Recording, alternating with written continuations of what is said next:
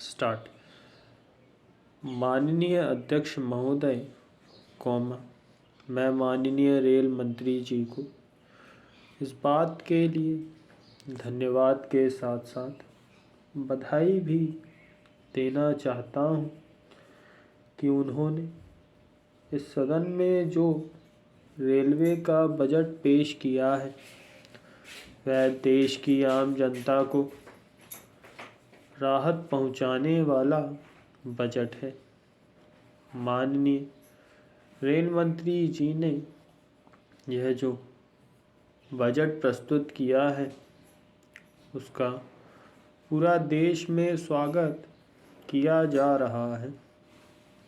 उन्होंने रेलवे में बढ़ते हुए भ्रष्टाचार को भी तत्काल समाप्त करने के लिए अनेक कठोर कदम उठाने पर बल दिया है।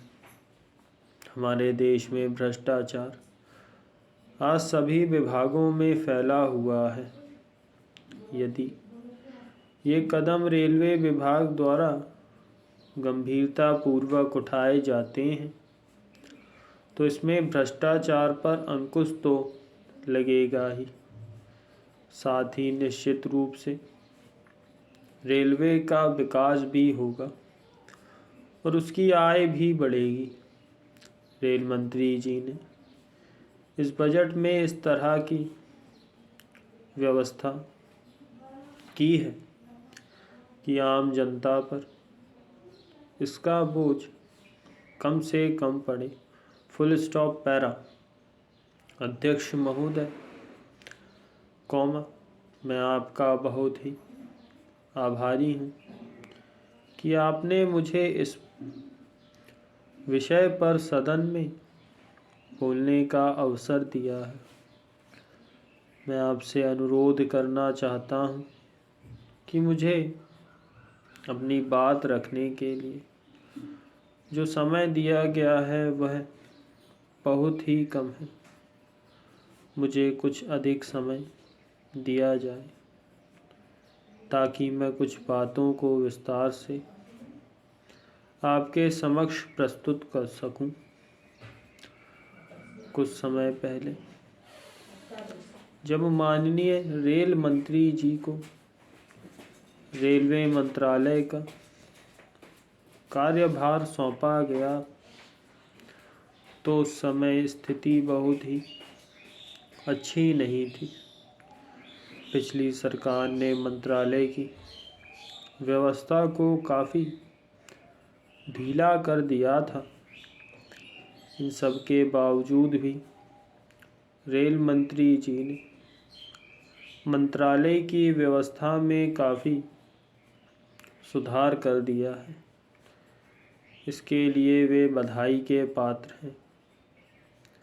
मैं बड़े ही गर्व के साथ कह सकता हूँ कि मंत्री जी ने कुछ ही समय में सभी समस्याओं का सामना बड़ी दृढ़ता के साथ किया है।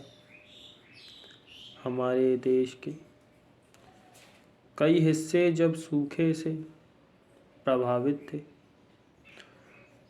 तो उस समय बड़ा संकट आ गया था।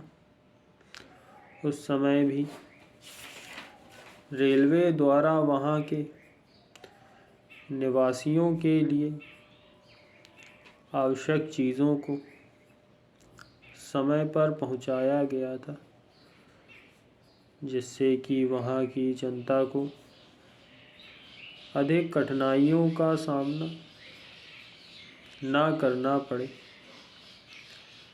मैं आपको यह भी बताना चाहता हूँ कि कुछ ऐसे क्षेत्र में जहाँ पीने के पानी का